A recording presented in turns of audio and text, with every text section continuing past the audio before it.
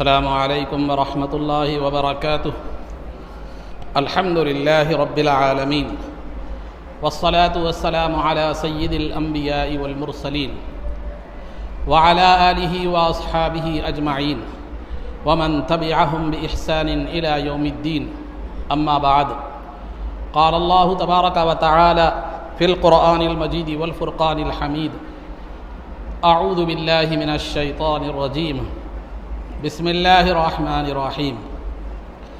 یا ایہا الذین آمنوا اتقوا اللہ ولتنظر نفس ما قدمت لغد، صدق اللہ العظیم۔ قال اللہ تبارک وتعالی فی شان حبیبہ صلی اللہ علیہ وسلم، ان اللہ وملائکتہ یصلون علی النبی یا ایہا الذین آمنوا صلوا علیہ وسلموا تسلیما۔ اللہم صلی وسلم وزد وبارک علی حبیبک سیدنا ونبینا ومولانا محمد وعلی آلہ واصحابہ اجمعین۔ عزیزان محترم، یوں تو دنیا میں مختلف دین ہیں اور ہر دین کا ان کا اپنا ایک عقیدہ ہے، ان کے اپنے کچھ اعمال ہیں، ان کی تہذیب اور ان کا کلچر ہے، اور ان کی کچھ عبادات ہیں، اور ان کے کچھ تیوہار اور عیدیں ہیں۔ اسی طرح دین اسلام کا بھی ایک عقیدہ ہے، پھر اس کی بھی عبادات ہیں، اس کی بھی تہذیب اور کلچر ہے، اور اس کے بھی تیوہار اور عیدیں ہیں۔ جب اللہ رب العزت نے یہ فرما دیا کہ وَرَضِيتُ لَكُمُ الْإِسْلَامَ دِينًا، کہ میں نے تمہارے لیے دین کے طور پر دین اسلام کو پسند کیا ہے، اور یہ کہہ کر اللہ رب العزت نے جہاں یہ اعلان فرمایا کہ دین اسلام میرے نزدیک راضی شدہ مذہب ہے، میں اس سے راضی ہوں اور مقبول ترین مذہب ہے، وہیں پر دوسرے مقام پر اللہ رب العزت نے وَمَن يَبْتَغِ غَيْرَ الْإِسْلَامِ دِينًا فَلَن يُقْبَلَ مِنْهُ، کہ اسلام کے علاوہ جو دوسرا دین اختیار کرے اس سے قبول نہیں کیا جائے گا، اور وہ آخرت میں نقصان اٹھانے والوں میں ہوگا۔ یہ کہہ کر اللہ رب العزت نے فرما دیا کہ اسلام کے علاوہ جو بھی دین ہیں اللہ رب العزت وہ راضی نہیں ہے ان سے، اور وہ دین اللہ کے پاس مقبولیت کا درجہ نہیں رکھتے۔ جب اسلام اللہ کے پاس پسندیدہ اور مقبول ترین مذہب ہے تو اس کے عقائد، اس کے اعمال، اس کی تہذیب، اس کا کلچر اور اس کی جو ہے نا تیوہار بھی اللہ رب العزت کے پاس جو ہے نا مقبول اور پسندیدہ ہیں، اور جو اسلام کو اپنا لیتے ہیں، جو اسلام سے وابستہ ہیں، جن کو ہم مسلمان کہتے ہیں، ان کے لیے یہ ضروری ہے کہ جب انہوں نے دین اسلام کو اختیار کیا ہے تو پھر وہ اس تہذیب کو، اس کلچر کو، اس تیوہار کو اختیار کریں، ان عیدوں کو اختیار کریں جو اللہ رب العزت کے پاس پسندیدہ اور مقبول ہے۔ لیکن مشاہدہ شاہد ہے، ہم دیکھتے ہیں کہ مسلمان جو ہے نا مسلمان تو ہے، نام کیا ہے؟ عبداللہ ہے، نام کیا ہے؟ عبد الرحمن ہے، اپنے آپ کو مسلمان تو کہتے ہیں، لیکن نہ عقائد کے معاملے میں ان کو کوئی معلومات ہیں، نہ جو ہے نا عبادات کا ان کے پاس کوئی اہتمام ہے، نہ ان کی تہذیب و کلچر اسلامی تہذیب ہے، نہ لباس میں اسلامی رنگ نظر آتا ہے، نہ ہیئر اسٹائل میں اسلامی رنگ نظر آتا ہے، نہ طرز زندگی اور لائف اسٹائل میں اسلامی طرز جو ہے نا نظر آتا ہے، اور نہ عید و تیوہار میں اسلامی طرز نظر آتا ہے۔ یوں تو ہر دین کا کوئی نہ کوئی تیوہار ہے، اس کے پیچھے کوئی نہ کوئی تاریخ اور نہ کوئی پس منظر، کوئی واقعہ ہے، اور اس کا کوئی نہ کوئی پیغام ہے، اس کا کوئی جو ہے نا کوئی مقصد ہے، صحیح ہو یا غلط ہو ایک الگ بات ہے۔ اسی طرح اسلام کے بھی عیدیں ہیں، عید الفطر، عید الاضحیٰ اور عید المؤمنین جمعہ. تو ان کا بھی ایک مقصد ہے، ان کا بھی ایک پیغام ہے. اس طرف بات تفصیل ہے، نہیں لے جاؤں گا. تو ان کا بھی ایک پیغام ہے اور ان کا بھی اہتمام ہے. لیکن ہم دیکھتے ہیں، یہ ہمارا تجربہ ہے، خواہ وہ تہذیب کے معاملے میں ہو، کلچر کے معاملے میں ہو، تیوہار کے معاملے میں ہو، دنیا کی کوئی قوم، دنیا کا کوئی مذہب کا آدمی مسلمانوں کی تہذیب اور کلچر کو اختیار کرتا ہے، نہ ان کے تیوہار کو اختیار کرتا ہے. لیکن آپ یہ دیکھیں گے تقریباً مسلمان دنیا کی تہذیبوں کو اختیار کرتے ہیں اور کلچر کو اختیار کرتے ہیں اور ان کے تیوہار کو اختیار کرتے ہیں. کوئی غیر مسلم آپ کی عید الفطر میں نماز پڑھنے کے لیے عیدگاہ کو نہیں آئے گا، آپ کی عید الاضحیٰ میں قربانی دینے کے لیے نہیں آئے گا. ہاں، وہ جو عید میلاد جو پروگرام ہوتے ہیں وہ ایک دنیاوی مفاد، ایک دنیاوی مصلحت کے پیش نظر ہوتے ہیں، لیکن وہ عید کے لیے آپ کے پاس آنے والا نہیں ہے. سمجھے؟ کوئی بھی غیر مسلم آپ کے پاس مسجد کو نماز پڑھنے کے لیے آنے والا نہیں ہے، جمعہ کے دن آنے والا نہیں ہے. خیر، وہ آزاد ہے، وہ اپنے مذہب پر عمل پیرا ہے. میں مسلمانوں کی کمزوری بتانا چاہ رہا ہوں، ایمان کی کمزوری کی. وہی مسلمان ہیں جو آپ جو ہے نا غیر اللہ کے سامنے جھکتے ہوئے بھی نظر آئیں گے، ان کی آرتی لیتے ہوئے بھی نظر آئیں گے، مشرکانہ اعمال کرتے ہوئے بھی نظر آئیں گے، اور دیگر جو ہے نا اسلام میں جو شرک کا درجہ رکھتے ہیں ویسے معاملات بھی کرتے ہوئے نظر آئیں گے، تھوڑے سے دنیاوی فائدے کے لیے.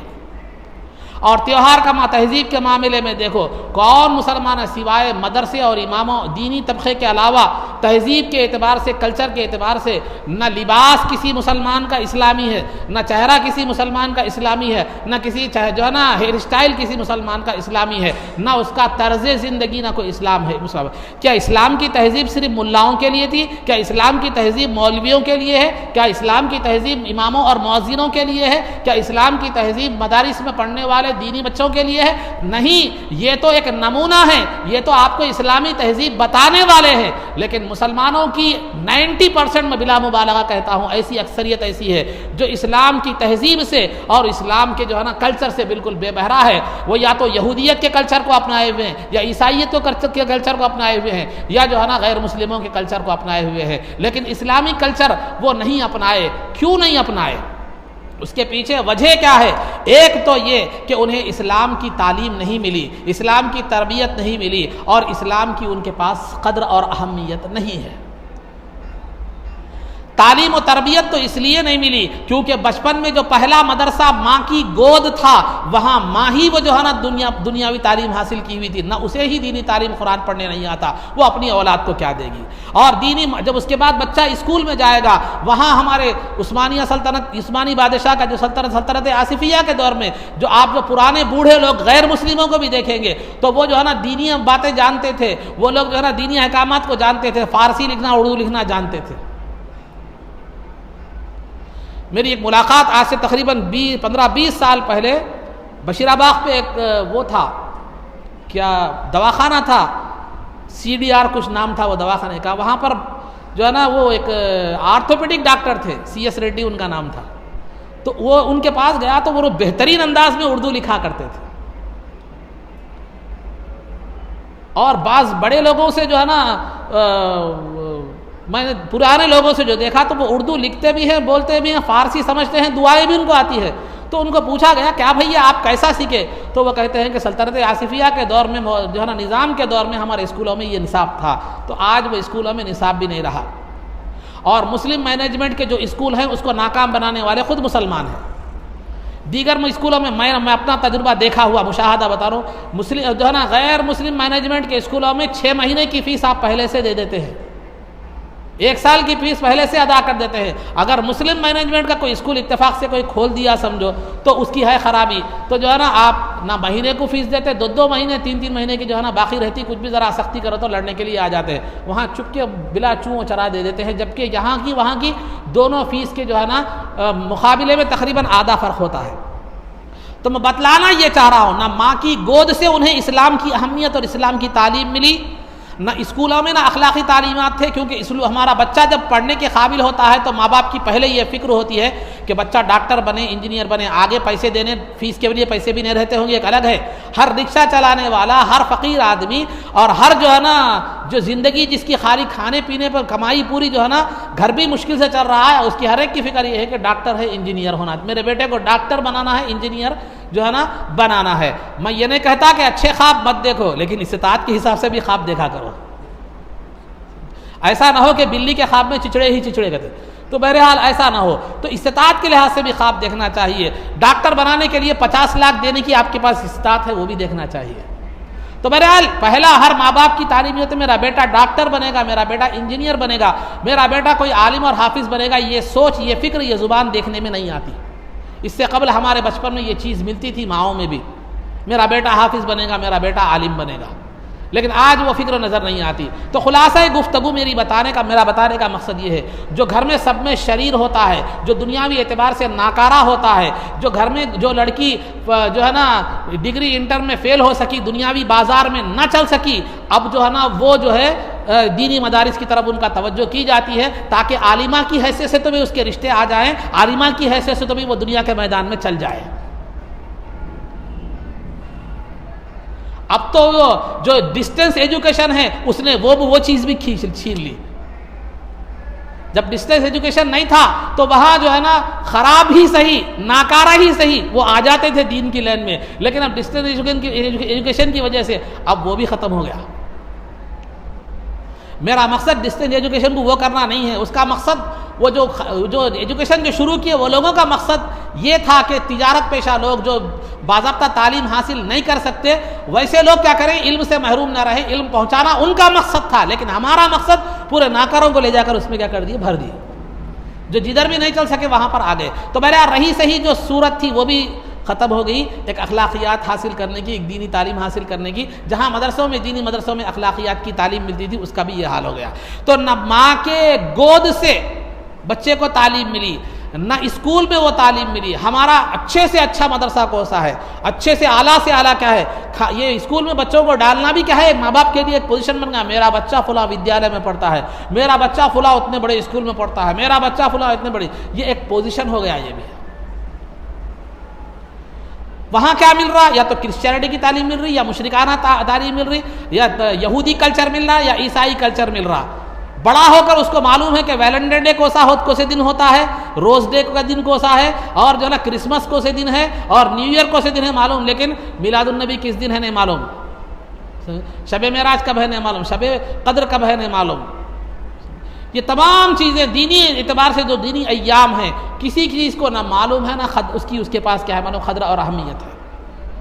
تو نتیجہ کیا نکلا، اسلامی جو عیدیں تھیں، اسلامی جو تہوار تھے وہ چھوڑ کر جو ہے نا وہ غیر مسلموں کی کبھی پیسوں کو پٹاخوں پر برباد کرتے ہوئے نظر آئے گا، کبھی نیو ایئر اور کرسمس کے حوالے سے کیکوں پر برباد کرتے ہوئے نظر آئے گا، شراب پر برباد کرتے ہوئے نظر آئے گا، جو ہے نا ڈانس کرتے ہوئے برباد کرتے ہوئے نظر آئے گا، پٹاخے پھوڑتے ہوئے جو ہے نا پیسوں کو برباد کرتے ہوئے نظر آئے گا۔ وہ دینوں کی اتنی اہمیت، دیگر تہواروں کی اتنی اہمیت اس کے پاس ہو گئی کہ جو ہے نا نیو ایئر آ رہا ہے تو کئی دن سے پاکٹ منی کو جمع کرنے کے لیے وہ پاکٹ منی کو بچاتے ہوئے جمع کر رہا ہے تاکہ نیو ایئر کا سیلیبریشن کیا ہے اچھے انداز میں ہو سکے، اچھے خاصے انداز میں کیک کاٹ سکے، اچھے خاصے انداز میں شراب ہو سکے، اچھی طرح سیلیبریٹ کر سکے نیو ایئر کو۔ یہ پیسے جمع کر رہا ہے کون؟ مسلمان۔ جب نیو ایئر آتا ہے تو مغرب سے انتظار ہے رات کے 12 بجنے کا، رات کے 12 بجنے کا مغرب سے انتظار ہے۔ میں اس نوجوان سے پوچھتا ہوں جو کئی دن سے نیو ایئر کے سیلیبریشن کے لیے پیسے جمع کر رہا ہے اور مغرب سے لے کر رات کے 12 بجے تک انتظار کر رہا ہے، کبھی وہ نوجوان عید الفطر کے لیے فجر کے بعد سے تیاری کیا؟ کبھی عید الاضحیٰ کے لیے فجر کی نماز سے تیاری کیا؟ کبھی جمعہ کے لیے وقت سے پہلے تیاری کیا؟ یہ کبھی آپ کو مثال نہیں ملے گی۔ جمعہ میں یا تو مولوی صاحب خطبے کے جب کھڑے ہوتے ہیں امام صاحب تب آتا ہے، یا امام صاحب نماز کے لیے کھڑے ہوتے ہیں تب آتا ہے، یا کبھی کبھار ایک آدھ رکعت ہو جاتی ہے تب آتا ہے، یا کبھی سلام پھیرنے کے بعد آ کر مسجدیں ڈھونڈتا پھرتا ہے کہ دوسری مسجد میں نماز ملے گی یا نہیں۔ اور عید الفطر کا جو معاملہ ہے، اٹھے صبح میں فجر کی نماز، عید الفطر کے آداب اور عید الاضحیٰ کے آداب میں سے یہ ہے کہ فجر کی نماز محلے کی مسجد میں پڑھنا ہے۔ فجر کی نماز تو دور کی بات، جب اٹھ کے 8 بجے اٹھا، جلدی پانی نہا لے کے جو ہے نا قریب میں کون سی مسجد ہے، جلدی کہاں نماز ہوتی ہے، فوراً گیا، وہ بھی آخری میں وقت میں گیا، نماز پڑھ لیا، آ گیا، ختم، عید ہو گئی، ختم ہو گیا، قربانی دے لیے، ختم، وہ اس کے بعد قربانی ہو گئی جو بھی تھے۔ اب اس کے بعد شام ہوتے ہی شیخ کباب، وہ کباب، یہ کباب، وہ بیان اس میں کیا کر دیے معلوم ہے، کئی ڈشز بنانے میں لگ گئے۔ تو الغرض عزیزان محترم، تو یہ کیا معاملہ ہے؟ کہ دنیا کی دیگر غیر مسلموں کے تیوہاروں کے پاس ہماری اتنی اہمیت ہے، اتنی تیاری ہے. وہ پیسے جو کرسمس میں وہ خرید جو ہے نا نیو ایئر کے عنوان سے جو خرچ کرتا ہے، شراب کے لیے جمع کرتا ہے، عیاشی کے لیے جو جمع کرتا ہے، اور جو ہے نا کیا کبھی اسے یہ خیال آیا کہ میں اللہ کے گھر کے لیے کہیں مسجد میں کام ہو رہا ہے تو وہ جمع کروں، کسی مدرسے میں ضرورت ہے وہاں جمع کروں، یا کسی غریب کا چولہا نہیں جل رہا ہے اس کے لیے دے دوں، یا خاندان میں کوئی غریب ہے تو اس کی مدد کروں. یہ خیال کبھی بھی نہیں آئے گا. کیوں نہیں آئے گا؟ اس لیے کہ شیطان اس کے سر پر سوار ہے، اور شیطان کا مزاج قرآن میں یہ بتلایا گیا، الشیطان یعدکم الفقر ویأمرکم بالفحشاء، کہ جب تم اچھا کام اللہ کی راہ میں خرچ کرنے جاتے ہو تو شیطان تمہیں تنگ دستی اور فخر و فاقے سے ڈراتا ہے اور بے حیائی کے کاموں میں خرچ کرواتا ہے. تو سمجھو اگر کسی کو اللہ کی راہ میں خرچ کرنے کی توفیق مل گئی تو سمجھو وہ اللہ رب العزت کی مرضی کے مطابق کام کر رہا ہے، اللہ کے حکم کے مطابق کام کر رہا ہے. اور اگر کسی کو بے حیائیوں میں خرچ کرنے کا جو ہے نا اگر توفیق مل گئی تو سمجھو کہ شیطان کا وہ بھائی ہے اور شیطان کی جو ہے نا کا اثر اس پر مرتب ہے اور شیطان کی وہ پیروی اور اتباع کر رہا ہے. پھر اس کے بعد نیو ایئر جب آتا ہے، جو ہی 12 بجتے ہیں پٹاخے پھوڑے جاتے ہیں، شراب پی جاتی ہے، اور پھر ہمارے مسلمان نوجوانوں کی بہادری تو صرف گاڑیوں کے حد تک رہ گئی.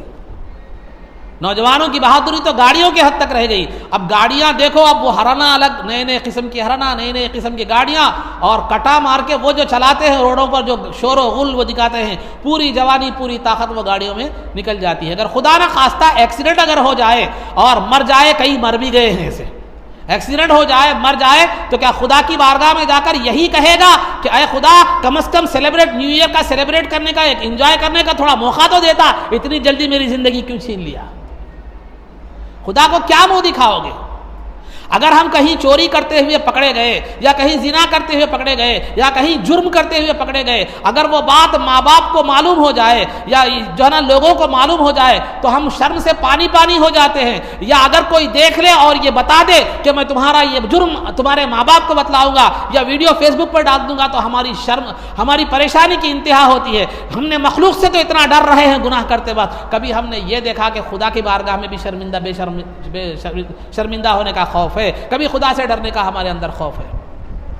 تو الغرض عزیزان محترم، تو یہ سیلیبریشن جو ہے یہ غیر مسلموں کا تیوہار ہے. نیو ایئر کا سیلیبریشن ہمارے اسلام کے تیوہاروں میں سے نہیں ہے. ہم نے اسلام کی تہذیب اور کلچر کو اور عید و تیوہار کو ختم کر دیا، غیر مسلموں کے تیوہار کو اپنا لیا. کیوں؟ نہ بچپن سے ہمیں نہ اس کی تعلیم ملی، نہ تربیت ملی، نہ ہمیں جو ہے نا اسلام کی قدر ملی، نہ تعلیم ملی. اسکول کو بھی گئے تو بھی وہ انگلش میڈیم، ماں کو بھی دیکھو تو بھی انگلش میڈیم پڑھی ہوئی تھی. ایک زمانے میں دادا دادی تھے، بڑے بزرگ لوگ تھے، وہ لوگ جو ہے نا اللہ اللہ بچوں کو سکھاتے تھے، کوئی دینی باتیں بولتے تھے، دینی واقعات بولتے تھے. لیکن اب کی دادیاں، نئی نانیاں جو نئی دور کی ہے وہ بھی انگلش میڈیم کی ہے.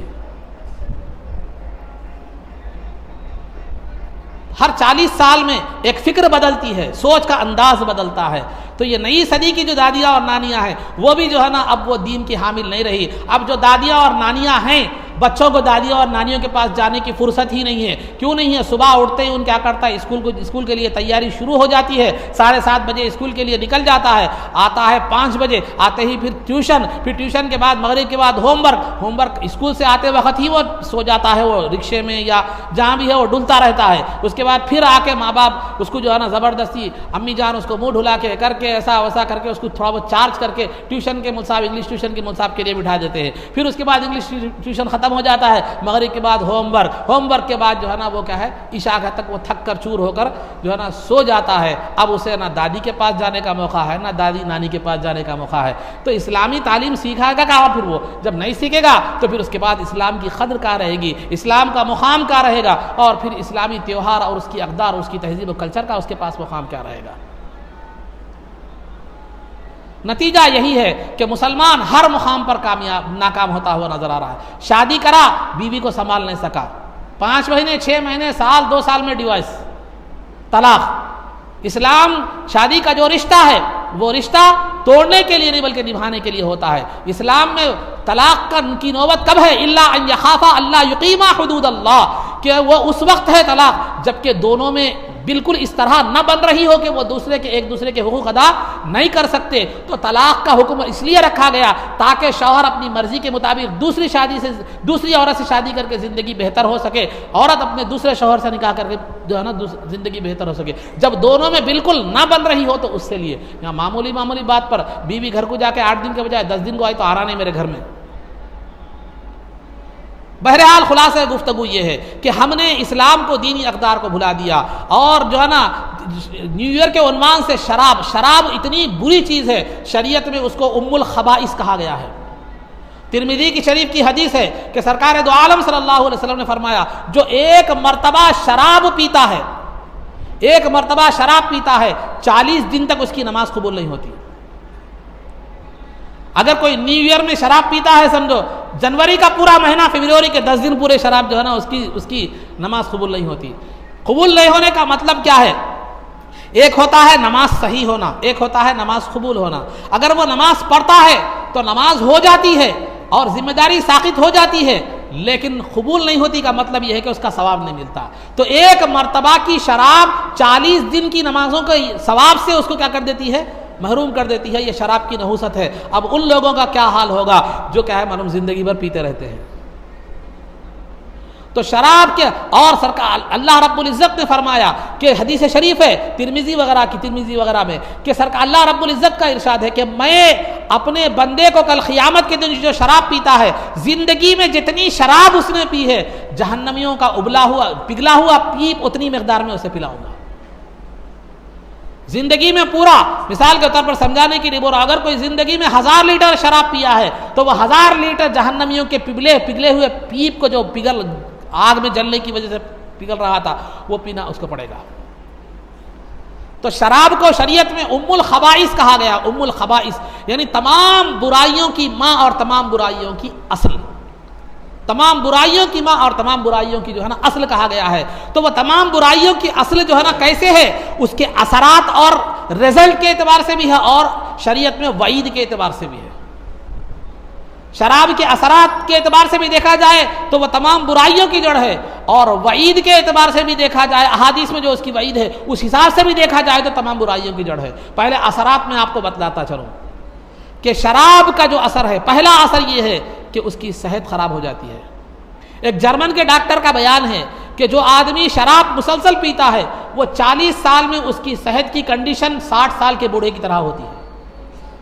پھیپھڑے خراب ہو جاتے ہیں، دل خراب ہو جاتا ہے، لیور خراب ہو جاتا ہے، کیونکہ انسان جو پتلی چیز کوئی چیز پیتا یا کھاتا ہے جو غذا والی ہوتی ہے اچھی، جیسے کھانا ہے جو ہے نا، یا جو ہے یہ کھانا ہے، روٹی ہے، سالن ہے یا ترکاری یا گوشت جو بھی ہے، کھائے جانے والی چیزوں میں، پیے جانے والی چیزوں میں جو ہے نا پانی ہے یا جو ہے کوئی جوس ہے، کوئی پھل کا جوس ہے یا کوئی ترکاری کا جوس ہے، جو بھی ہے، یہ چیزیں کیا ہوتی ہیں؟ یہ جسم کا ایک حصہ بنتی ہیں۔ اور شراب ایک ایسا مشروب اور ایسی پیے جانے والی چیز ہے جو جسم کا حصہ نہیں بنتی، تھوڑی دیر کے لیے خون میں ایک گرمی پیدا کر دیتی ہے جس کی وجہ سے آدمی اپنے آپ کو بہت بہادر سمجھنے لگتا ہے، تھوڑی بہت چستی آ جاتی ہے، اس کے بعد کیا ہو جاتا ہے؟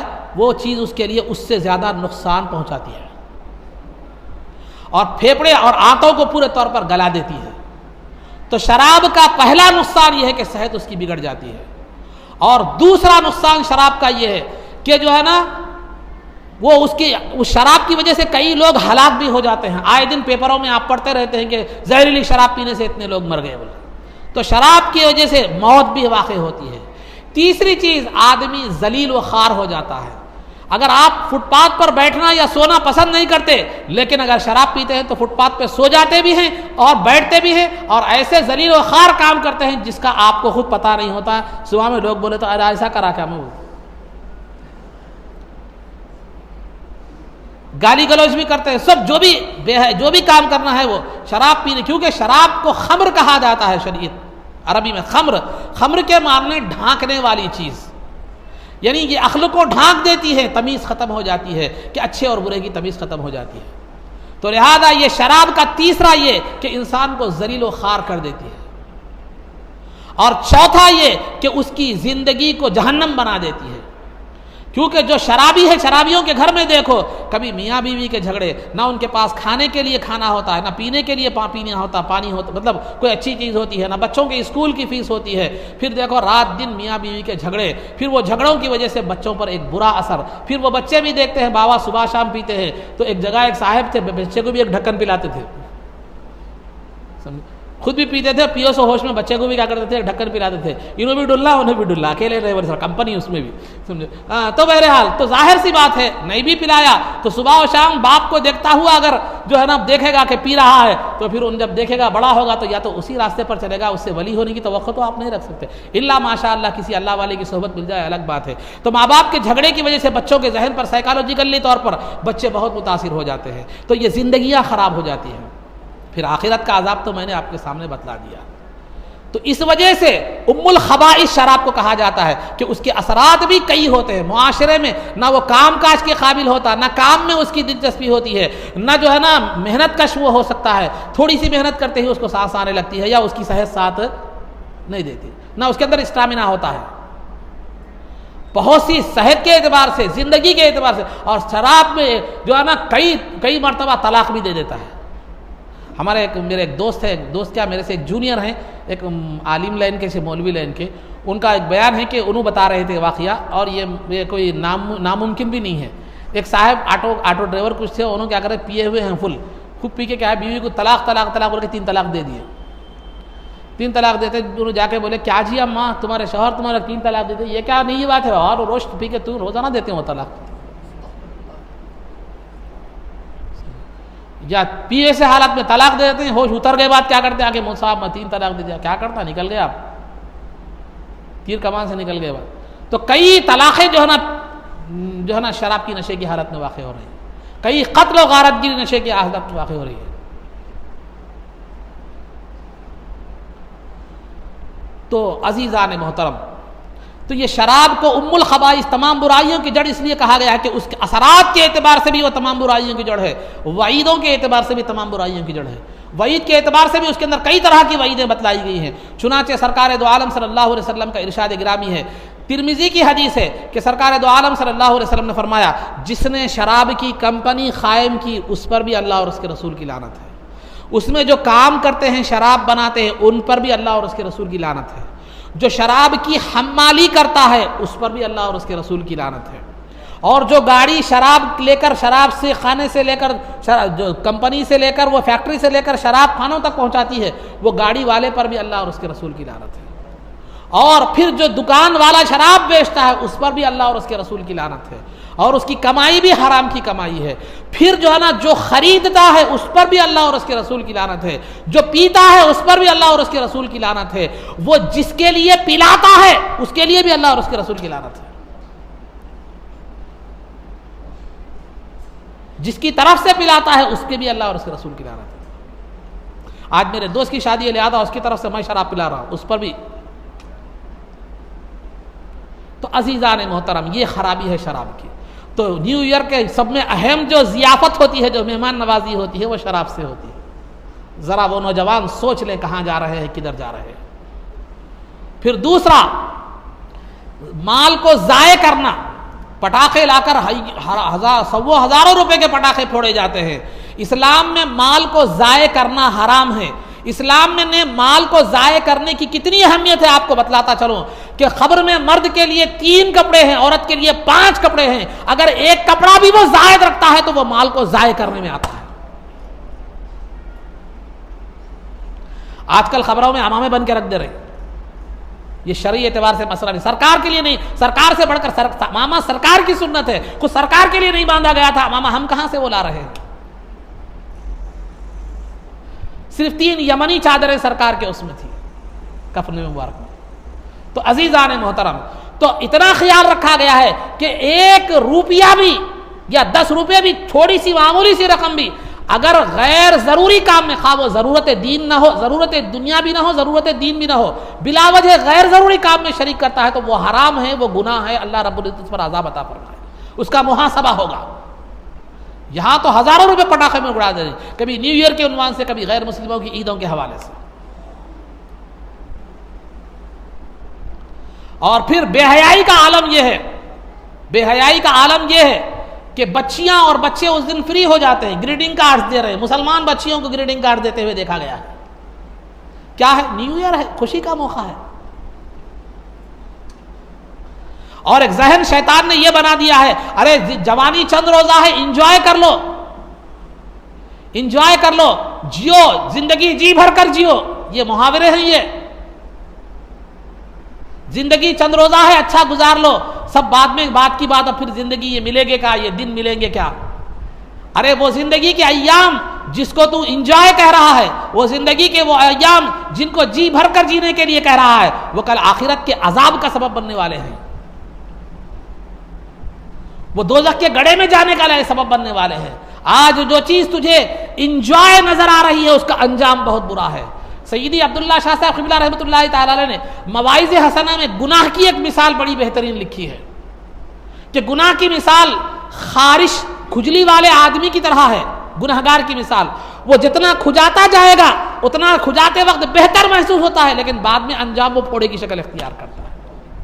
تو گناہ بھی جس وقت کیا جاتا ہے وہ بڑی لذت محسوس ہوتی ہے، لیکن اس کا انجام برا ہوتا ہے۔ تو آج یہ جو انجوائے کے دن ہے نا، کا خبر میں معلوم ہوں گے، حشر میں معلوم ہوں گے۔ ارے زندگی جی لو، یہ جوانی کے دن ہے، جی لو، نیکیاں کرنے کے لیے تو زندگی بڑی پڑی ہے۔ ارے نادان، تجھے معلوم ہے کہ زندگی آگے وفا کرنے والی ہے، تو جو ہے نا 100 سال تک جینے والا ہے، 80 سال تک جینے والا ہے، 8 سال جو ہے نا وہ 60 سال تک جینے والا ہے۔ ارے زندگی کس لمحے میں ختم ہو جائے معلوم نہیں۔ سیدنا عبداللہ ابن عباس، عبداللہ ابن مسعود رضی اللہ تعالیٰ عنہ جلیل القدر صحابی رسول ہیں، وہ فرماتے ہیں کہ اگر میرا کوئی دن اعمال خیر کے اعتبار سے، نیک اعمال کے اعتبار سے پہلے دن سے اگر کم گزرے تو مجھے میرے لیے وہ سب سے بڑا افسوس والا اور جو ہے میرے لیے سب سے بڑا غم والا دن ہے۔ وہ یہ کون ہے بولنے والے؟ صحابی رسول عبداللہ ابن مسعود، وہ عبداللہ ابن مسعود جو سرکار دو عالم صلی اللہ علیہ وسلم کے خادم تھے، اور سرکار نے ان کو اپنے گھر والوں کی طرح فرمایا تھا، اور فقہائے صحابہ میں شمار کیے جاتے ہیں، حدیث کی سمجھ رکھنے والے صحابہ میں شمار کیے جاتے ہیں، حدیث سے مسائل نکالنے کی صلاحیت ان کے اندر تھی۔ تو بتانا کہ اب اس میں آپ غور کیجئے، کیا فرما دیں آپ، اگر کوئی دن میرا پہلے والے دن سے اگر خراب گزرے، کم اعمال میں، نیک اعمال میں کم گزرے، تو پھر میں جو ہے نا وہ میرے لیے وہ دن وبال ہے، اور مجھے لیے وہ دن سب سے بڑا افسوسناک دن ہے۔ تو آپ ظاہر سی بات ہے کہ عبداللہ ابن مسعود رضی اللہ تعالیٰ عنہ سے فرائض، واجبات، سنتیں ترک کرنے کا سوال ہی پیدا نہیں ہوتا، بلکہ وہ لوگ وہ تھے جو مستحبات کے بھی پابند تھے، مستحبات کے بھی پابند تھے۔ تو اب نتیجہ کیا نکلا اب کہ اگر مستحب یعنی ایسے عمل کو کہتے ہیں جس کے کرنے سے ثواب ہے، نہ کرنے سے کوئی گناہ نہیں ہے۔ تو عبداللہ ابن مسعود رضی اللہ تعالیٰ فرما رہے ہیں کہ اعمال خیر کے اعتبار سے اگر میرا دن پہلے والے دن سے کم ہو تو پھر میرے لیے وہ سب سے غمزدہ دن ہے، افسوسناک دن ہے۔ تو ظاہر سی بات ہے کسی دن نہ ان کے فرائض، واجبات اور سنتیں چھوٹتے تھے، نہ مستحبات چھوٹتے تھے۔ تو بات کا مطلب یہ ہوا کہ اگر میرا آج کا دن مستحب کے اعتبار سے پہلے والے دن سے اگر کم ہو تو میرے لیے قابل افسوس ہے۔ یہاں تو فرائض نکل جا رہے ہیں، فرائض نکل جا رہے ہیں۔ حسن بصری رحمۃ اللہ تعالی علیہ فرماتے ہیں کہ جو ہے نا انسان کی جو ہے نا تمہاری انسان کی زندگی مجموعہ ہے دنوں کا، انسان کی زندگی تمام دنوں کا مجموعہ ہے، یعنی آپ کو 60 سال عمر ملی تو 60 سال کے جتنے دن تھے اس کی زندگی کا، آپ کی زندگی کا مجموعہ۔ زندگی نام ہے ایام کے، دنوں کے مجموعے کا۔ اس کی مثال آپ کو سمجھاتا چلوں میں کہ جو ہے نا زندگی کی مثال ایک عمارت کی طرح ہے جس کے اینٹ اور پتھر جس کے دن ہے۔ اینٹ اور پتھر جس طرح عمارت کے لیے اینٹ اور پتھر ہیں، اینٹ اور پتھر کا مجموعہ مل کر ایک عمارت بنتی ہے، تو اسی طرح ایام زندگی کے دن مل کر جو ہے نا انسان کی زندگی بنتی ہے۔ اگر آپ ایک اینٹ اور پتھر نکالتے چلے جاؤ، آخری میں عمارت کا وجود ختم ہو جاتا ہے۔ اسی طرح انسان کی زندگی کے دن ختم ہوتے چلے جائیں تو آخری میں زندگی کیا ہو جاتی ہے؟ ختم ہو جاتی ہے۔ تو یہاں نیا سال جو آتا ہے، یا نیا سال جو ہر سال جو نیا سال آتا ہے، وہ زندگی بڑھنے کی علامت نہیں ہے، زندگی ختم ہونے کی علامت ہے۔ اور نادان ہے وہ جو زندگی کے ختم پر کیا ہوتا ہے، 1 سال اور کم ہو گیا، اس پر افسوس نہیں بلکہ اس پر خوشی مناتا ہے۔ ارے موت کے قریب ہو رہا ہے اور خوشی منا رہا ہے۔ اے غافل انسان، ہونا تو یہ چاہیے تھا کہ موت کے قریب ہو رہا ہے تو تیری فکر اور بڑھتی اور آخرت کی فکر میں اضافہ ہوتا اور سوچتا کہ میں نے سابقہ سال میں جو کوتاہیاں اور غلطی کی ہے آئندہ میں ویسا نہیں کروں گا۔ یہ کام تھا نئے سال پر تیرا، سابقہ زندگی پر غور و فکر کرتا، آگے کی زندگی کو بہتر بنانے کی کوشش کرتا، اور زندگی کم ہو رہی ہو تو بجائے خوش ہونے کے غور و فکر کرتا۔ ایک شعر میں پڑھا تھا، بڑا بہترین دکھا مجھے کہ جو ہے نا پھر یہ تو اصل برتھ ڈے کے بارے میں ہے، جو ہے نا یہ نئے سال پر بھی اس کو کہا جا سکتا ہے۔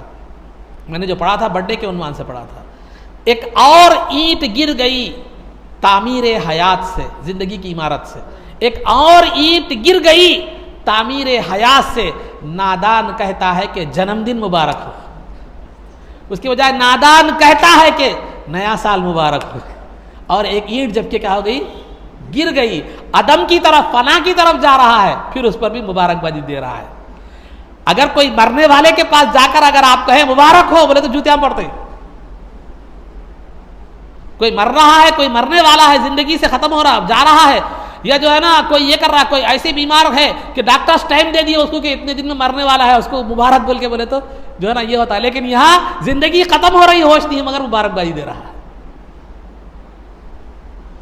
بڑھاپے میں انسان پابند کیوں ہوتا ہے، مسجد کو کیوں پکڑتا ہے، نیک اعمال کی طرف کیوں رغبت کرتا ہے؟ اس لیے کہ اب میری ایک خبر پیر میں ہے اور دوسرا خبر دنیا کی زندگی پر ہے، کب ملک الموت آ جائے، کب جانا ہے نہیں معلوم، اسی لیے تیاری کرتا ہے۔ یہ تصور بھی نئے سال کے موقع پر اور ہر سال اور ہر گزرتے ہوئے دن میں قائم ہونا چاہیے کہ میری زندگی ختم ہوتی جا رہی ہے، گھٹتی جا رہی ہے، تو لہذا مجھے آخرت کے لیے بہتر سے بہتر تیاری کرنے کی ضرورت ہے، بجائے اس کے تیاری کرنے کے جو ہے نا خبر کے گڑھے کو آگ سے بھڑکانے کا اگر ہم کام کر رہے ہیں تو اس سے بڑھ کر ہمارے لیے نادانی کوئی نہیں ہے۔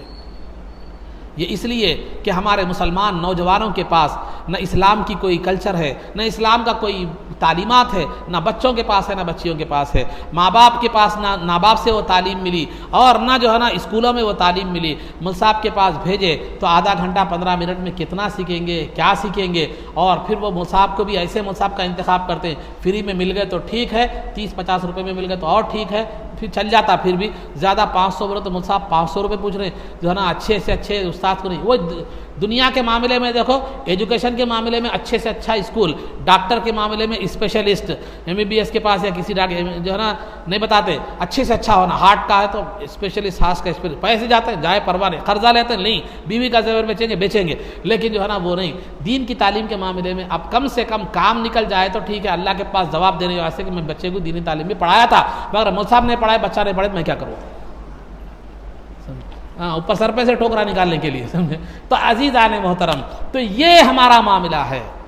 نہ دین کے لیے ہمارے پاس 5 نمازوں کا وقت کتنا ہوتا ہے؟ زیادہ سے زیادہ 1.25 سے 1.5 گھنٹہ، 1.5 گھنٹہ چبوتروں پہ گزر جائے گے۔ حیدرآباد کی پولیس جو ہے نا مجبور ہو گئی اور چبوترا مشن نکالنے پر مجبور ہو گئی، کیونکہ نوجوانوں کے چبوتروں پر گفتگو کو دیکھتے ہوئے اور جو ہے نا ان کی بے حیائیوں کو اور ان کی جو ہے نا شرانگیزی کو روکنے کے لیے حیدرآباد کی سائبر کرائم کی پولیس مجبور ہو گئی چبوترا مشن نکالنے پر۔ تو چبوترے پر گھنٹوں وہ چلے جاتے ہیں، گھنٹوں گزر جاتے ہیں، لیکن وہی نماز کے لیے انسٹالمنٹ میں، اقساط میں 15 منٹ کے حساب سے 1.25 گھنٹہ دینے کے لیے ہم تیار نہیں۔ یہ ہمارا معاملہ ہے۔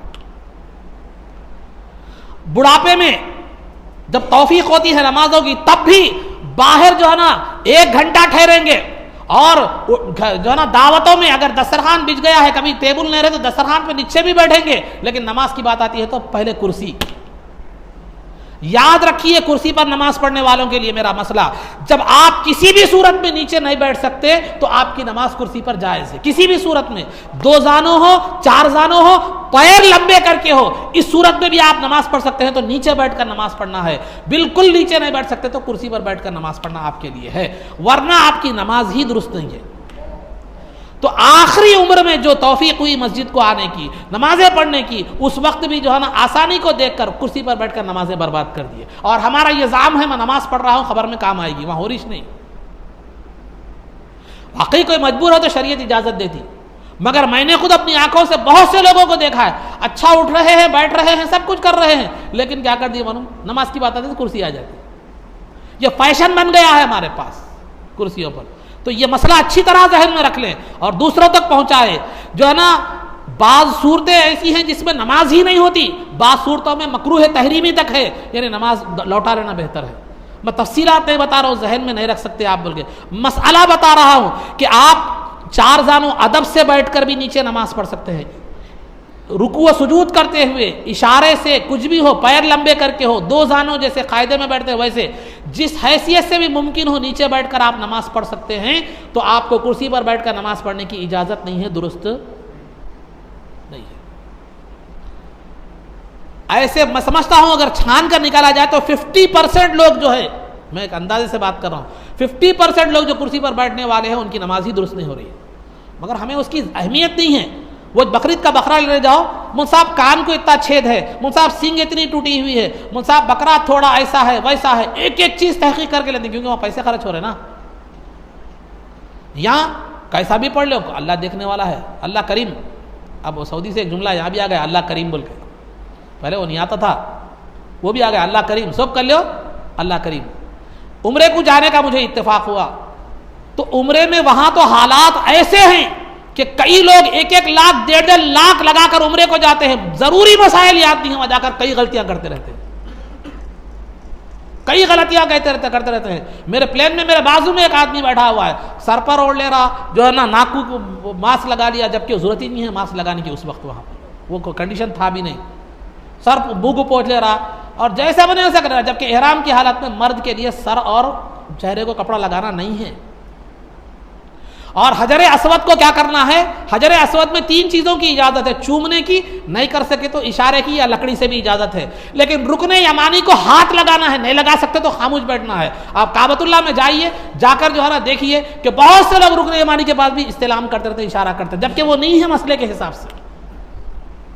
اور بسا اوقات پبلک زیادہ ہوتی ہے، ہجوم زیادہ ہوتا ہے، تو طواف کرنے والے یہ سمجھ رہے ہیں کہ رکن یمانی وہاں پر ہے، رکن یمانی کے پاس ہی حجر اسود ہے، وہیں سے طواف شروع کر دے رہے ہیں۔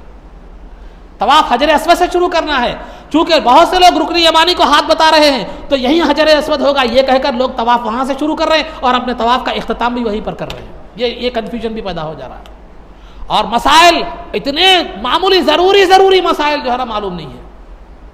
بعض لوگ جعرانہ ایک مقام ہے، سرکار نے وہاں پر اعلان باندھا تھا، مسجد ہے، آج مسجد بنی ہوئی ہے، وہاں سے وہ عمرہ افضل ہے وہاں پر بتاتے ہیں لوگ، تو عمرہ افضل عمرے کی وہاں سے سرکار نے احرام باندھا تھا بولتے ہیں، وہاں سے سرکار نے احرام باندھ کر عمرہ کیا تھا بول کے بولتے ہیں۔ تو لوگ کیا کرتے وہاں پر، بعض لوگ جا کر احرام باندھ کے آتے، ہوٹل میں آ کے کھول دیتے، وہ احرام باندھا تھا یاد رکھ لیا، عمرہ کر لیا تھا یاد نہیں رکھا۔ ایک ذہنوں میں لوگ کیا ہے، صرف مسجد عائشہ سے جو احرام باندھا جاتا ہے وہی اسی کو عمرہ کرنا ہے، مسجد جعرانہ سے جو مانا جاتا ہے عمرہ، وہ عمرہ کرنا نہیں ہے، آ کے احرام کھول دے کے ختم ہو جاتے ختم۔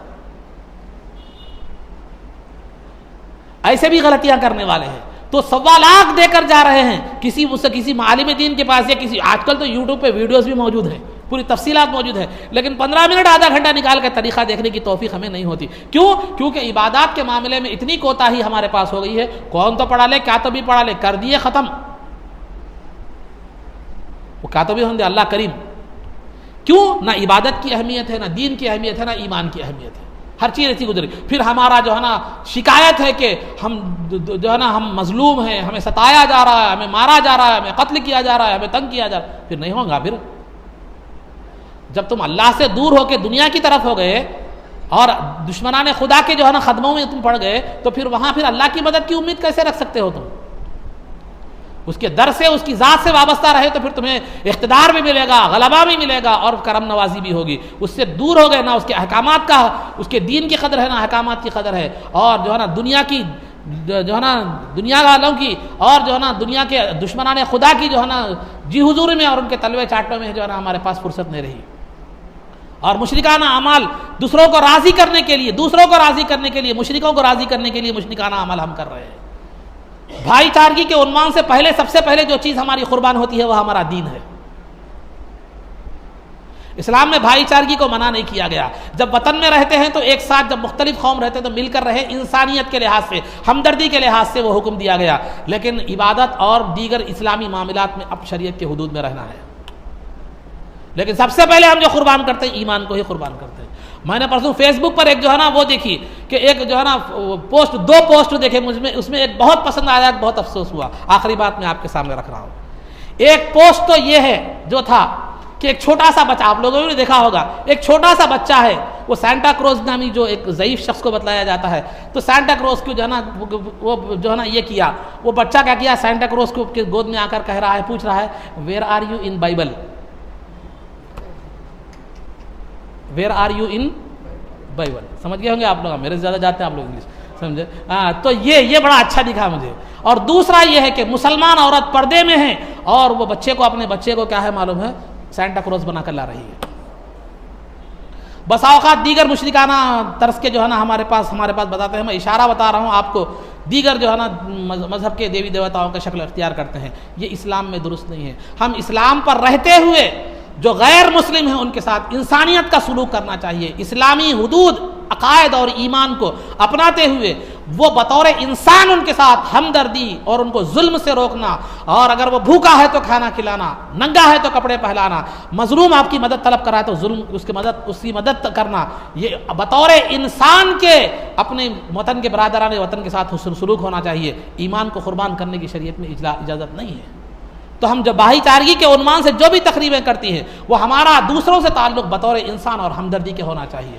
مذہب اور مشرکانہ اعمال ہمیں کرنے کی ضرورت نہیں ہے، کیونکہ اسلام کے حدود میں رہ کر، اسلام چونکہ دنیا کی ہر قوم کے لیے اسلام کا مذہب ہے، تو اسلام کی تعلیمات میں دنیا کی ہر قوم کے لیے ہمدردی اور بھلائی موجود ہے. تو ان حدود کو پہلے جاننا ضروری ہے اور ان حدود کے حساب سے اپنی زندگی گزارنا ضروری ہے.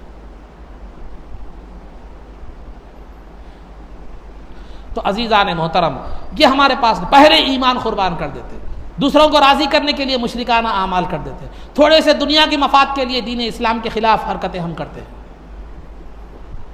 تو عزیزان محترم، خلاصہ گفتگو یہ ہے، ہمارا یہ المیہ ہے، ہماری یہ کوشش ہے، نہ دین کا اہتمام ہے، نہ عبادات کا اہتمام ہے، نہ اس کی قدر ہے، نہ اس کا کوئی معاملہ ہے. تو پھر ہم یہ سرخ روئی کی دنیا میں امید کیسے رکھ سکتے ہیں؟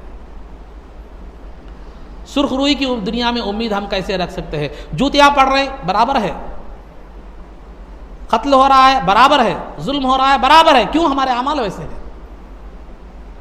ہمارے اعمال ویسے ہیں. تو لہذا ہمیں شکایت کرنے کی اللہ کی بارگاہ میں کوئی ہمارے پاس حق نہیں ہے. اللہ کی بارگاہ میں ہم یہ نہیں کہہ سکتے کہ اے پروردگار ہم تیرے ماننے والے ہیں، تو ہم پر یہ حالات تنگ کیوں کر دیا. تو خدا کی بارگاہ سے جواب آئے گا، تو نے زبان سے تو مانا ہے لیکن تیری زندگی ذرا دیکھ لے کہ تیری زبان کے موافق ہے بھی یا نہیں ہے. تو عزیزان محترم، ہمیں زندگی کے ہر مرحلے میں ایک بہترین مسلمان بننا ہے، اور بہترین مسلمان خود اسلام اور مسلمانوں کے لیے بھی بہتر ہوتا ہے، دنیا کی ہر قوم اور ہر مذہب اور ہر آدمی انسانیت کے لیے کیا ہونا ہے، بہتر ہوتا ہے. تو آپ ہمیں نوجوانوں سے میری گزارش ہے، یہ جو اس طرح کے انگریزی کلچر ہے، عیسائیوں کے کلچر ہے، یہودیوں کے کلچر ہے، مشرکانہ کلچر ہے، ان کو چھوڑ دیجئے، ان کو ترک کر دیجئے. آپ مسلمان ہیں، آپ کے پاس دنیا کا مکمل ترین دین ہے، پسندیدہ دین ہے، اور دنیا کے دیگر دین والے یہ گارنٹی نہیں دے سکتے کہ ان کا دین مقبول ہے، لیکن اسلام یہ گارنٹی دے سکتا ہے کہ یہ اسلام کا دین اللہ کی پاس جو ہے نا مقبول ہے. وَرَضِيتُ لَكُمُ الْإِسْلَامَ دِينًا، اور اللہ تعالیٰ فرماتا ہے میں دین اسلام سے راضی ہوں، میرے پاس مقبول دین ہے. لیکن پھر اس کے باوجود بھی ایک چیز گارنٹی کے طور پر جو ہے نا آپ کو بتلائی جا رہی ہے کہ یہ مقبول ہے، تو پھر اس کی طرف ہم کیوں نہیں کرتے، کوشش کیوں نہیں کرتے؟ اس کی وجہ ایک تو اہمیت نہیں ہے ہمارے پاس اس کی، دوسرا شیاطین کی صحبت. شیاطین 2 طرح کے ہوتے ہیں، ایک جنات میں سے شیاطین ہیں جس کو ہم اعوذ باللہ من الشیطان الرجیم پڑھتے ہیں، اور دوسرا انسانوں میں بھی دوستوں کی شکل میں ہوتے ہیں شیاطین.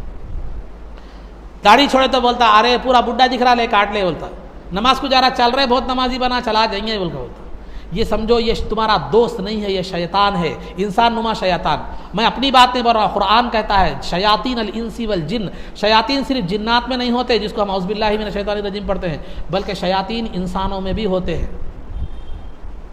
شیاطین انسانوں میں بھی ہوتے ہیں، اور وہ شیاطین ہوتے ہیں جو دوستوں کی شکل میں، جو ہے نا ہمسایوں کی شکل میں، اور جو آپ کو غلط چیز کی طرف لے جاتے ہیں، سمجھو یہ انسان نما شیطان ہے۔ پہچاننا آسان طریقہ ہے، جو آپ کو خلاف شریعت چیز کی طرف لے جاتا ہے، غلط چیز کی طرف لے جاتا ہے، تو سمجھو یہ شیطان ہے۔ جیسا اعوذ باللہ من الشیطان الرجیم پڑھتے ہیں، اس سے بھی ویسے بول کے آہستہ کیا ہے آپ کنارہ کشی اختیار کر لینا چاہیے، ورنہ پھر اس کا انجام برا ہو سکتا ہے۔ تو خلاصہ گفتگو یہ ہے کہ خواہ وہ غیر مسلموں کے تیوہار ہو، یا وہ ڈے، یہ ڈے، ویلنٹائن ڈے، وہ ڈے، یہ ڈے، یہ جو ہے نا یہ سب ڈے ہمارے پاس اسلام میں نہیں ہے۔ ہر دن ہمارا ڈے ہے، کل ایام للہ، ہر دن اللہ کا دن ہے، ہر دن آپ کا دن ہے، اور ہر دن مدر ڈے مطلب ماں کا دن، فادرز ڈے ماں کا دن، یہ باپ کا دن، یہ باپ کا دن ماں کا دن منانے کا دن نہیں، ہمارا ہر دن مدرس ڈے ہے، فادرز ڈے ہے، گاڈ ڈے ہے، سمجھے، اور جو ہے نا اسپاؤس ڈے ہے۔ ہر دن جو ہے نا ماں کے ساتھ اس نے سلوک کرنا ہے، باپ کے ساتھ اس نے سلوک کرنا ہے، اور جو ہے نا مسلمز ڈے بھی ہے، مسلمانوں کے ساتھ اس نے سلوک کرنا ہے، اور جو ہے نا ہر ایک کے ساتھ اس نے سلوک کرنا ہے، بیوی کے ساتھ اس نے سلوک کرنا ہے۔ ہر ڈے ہمارے پاس کوئی خاص ڈے جو ہے نا نہیں ہے، ہر ڈے کیا کرنا ہے، وہ ہر تمام انسانیت کے ساتھ بھلائی کا کام کرنا ہے اور اسلام کے احکامات پر عمل کرنا ہے۔ کوئی مخصوص ڈے ہمارے پاس جو ہے نا نہیں ہے۔ عید ایک الگ چیز ہے، ڈے ایک الگ چیز ہے۔ عید ایک مذہبی چیز ہے، ڈے جو ہے نا ایک کسی خاص چیز کی طرف کیا کرتا ہے، کسی خاص واقعے، کسی چیز کی خاص اہمیت کو بتانے کے لیے کیا ہوتا ہے، وہ ہوتا ہے یہودیوں کا طریقہ ہے، اسلام کا طریقہ جو ہے نا نہیں ہے۔ تو یہ چند باتیں تھیں جو آپ حضرات کے سامنے بیان کی گئی۔ اگر ہم دنیا میں سرخ رو ہونا چاہتے ہیں، جو ہے نا دنیا میں غالب ہونا چاہتے ہیں، تو سب سے پہلے فلا تخافوہم وخافونی، ان دنیا والوں سے مت ڈرو بلکہ جو ہے نا مجھ سے ڈرو، ولیتم نعمتی علیکم، تو نتیجے کے طور پر میں تمہیں جو دوں گا دنیا و آخرت کی نعمتیں تم پر مکمل کروں گا۔ اللہ کے علاوہ کسی سے مت ڈریں، اللہ کے علاوہ کسی سے امید مت لگائیں، اور اللہ کے علاوہ کسی اور کے سامنے دامن مت پھیلائیں۔ پھر دیکھیے آپ نسبت قائم کر کے دیکھیے، یہ مزہ الگ ہوگا، اور یہ وہ جو ہے نا یہ کیفیت، اس کے بعد جو معاملات آپ کے ہوں گے، پھر آپ کے ایمان میں زیادتی اور پختگی ہوتی چلی جائے گی۔ پھر اللہ کی طرف سے جو معاملات ہوتے چلے جائیں گے وہ آپ کو الگ مزہ ہوگا۔ یہ وہ جنت ہے جس میں حور و قصور نہیں، یہ معاملات ہوگا۔ تو الغرض اللہ رب العزت سے دعا ہے کہ پروردگارا ہم مسلمانوں کو تیرے بتائے ہوئے راستے پر چلنے کی توفیق عطا فرما، تیرے احکامات اور رسول پاک صلی اللہ علیہ وسلم کی سنت پر چلنے کی توفیق عطا فرما، عزت و عافیت کی زندگی دے اور ایمان پر ہمارا خاتمہ فرما، قبر میں دیدار مصطفیٰ سے بہرور فرما، حشر نبی پاک صلی اللہ علیہ وسلم کے قدموں میں ہمارا حشر فرما، آپ کی شفاعت عظمیٰ سے ہم کو بہرور فرما، آپ کے دست مبارک سے جام کوثر پینا نصیب فرما، جنت میں آپ کی غلامی معیت و رفاقت نصیب فرما۔ صلی اللہ تعالی وسلم علی خیر خلقہ سیدنا محمد و آلہ و صحبہ اجمعین برحمتک یا ارحم الراحمین والحمد للہ رب العالمین۔